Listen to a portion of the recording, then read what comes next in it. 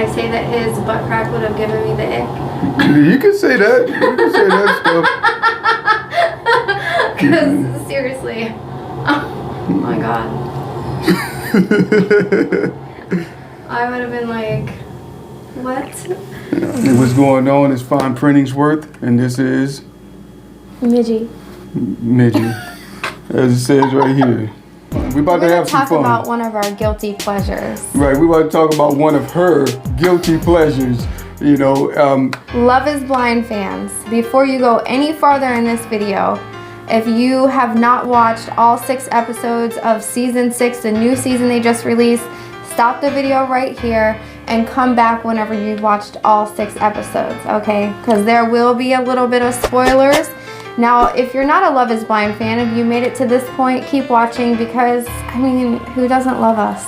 Yeah, there you go. I mean, you can enjoy what we're doing, what we're talking about. But anyways, all right, so couple number 2 that we're going to talk about is Brittany and Kenneth. So we'll keep this one a little bit more short.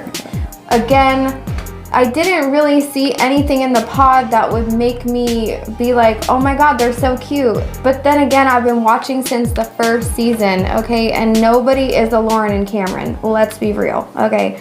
So there's nothing really going on here that just stands out with this couple. Do I think that they aligned morally and based on their religious beliefs? Yes, of course. And I think that that's wonderful and beautiful.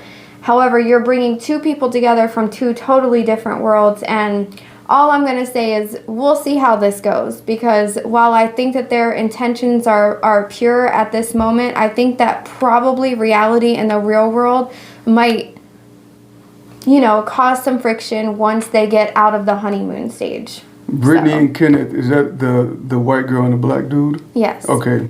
I mean, obviously, if you look at me and you look at my wife, you know, you would think this would be one of the more relatable couples, you know what I'm saying? So as far as for us, we can understand the situation. 2 entirely different backgrounds, you know, different skin colors, having to ignore all of the negativity and the hatred and everything that gets spewed by strangers because, right, you know, people don't just see us as humans. And maybe not even just strangers, but your own family and friends. Family members, you know. Especially if you've never been in that situation before. Kenneth said himself that he's never dated a white woman before. Never dated outside of his race before. So that's going to be probably a little tricky to navigate once they're back in the real world. Right, right. Especially if you care about what other people say about you or how other people feel about you and what you're doing with your life, regardless of your happiness. Like, your happiness should be the only thing that matters. It shouldn't be who is this person, what they look like, this, that. It should be,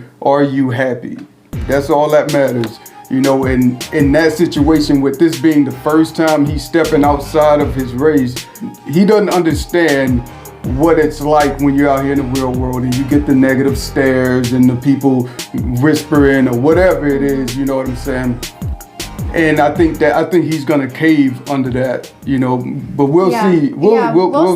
We'll see about it, you know. But she seemed like a sweet girl. She seemed like she was like, you know what? It is what it is. I'm here for you. You're here for me. It's all about us. We're gonna do this together. There's nothing that we cannot, you know, conquer. So, you know, we'll see how that goes. Yeah, I will say though, before they get back in the real world, I really hope that Kenneth does something about, like, him showing his butt crack. Because they went on a date in the Dominican Republic, and again, like, they're just vibing. Like, they just have, you know, just such a great little connection going on, and, like, they're building, and they go to a couples massage, and when he gets up to, or sits up to get off the table, of course, the camera is just, like, right there, and you know what? Yeah, his whole butt crack was.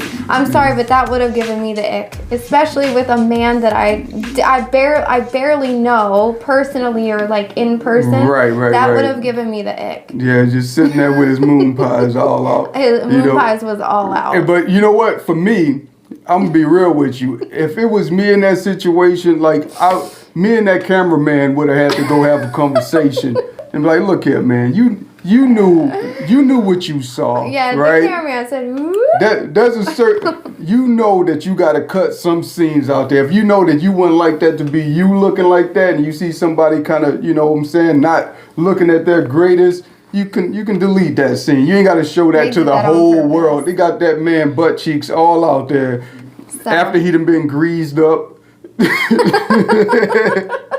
But yeah. Yeah. So but anyways, we're hoping for the best because again, they're two very sweet people. Yeah, they started So, off strong as far as the yeah. connection. Like, I was really digging the fact that the things they said to each other as far as like, yo, like really being into each other and being all about each other. And I was like, you know what? They may be the only genuine couple like that are saying things that sound like it's coming from your heart rather than let me say what this person wants me to say. Or let's say something that looks good for the camera.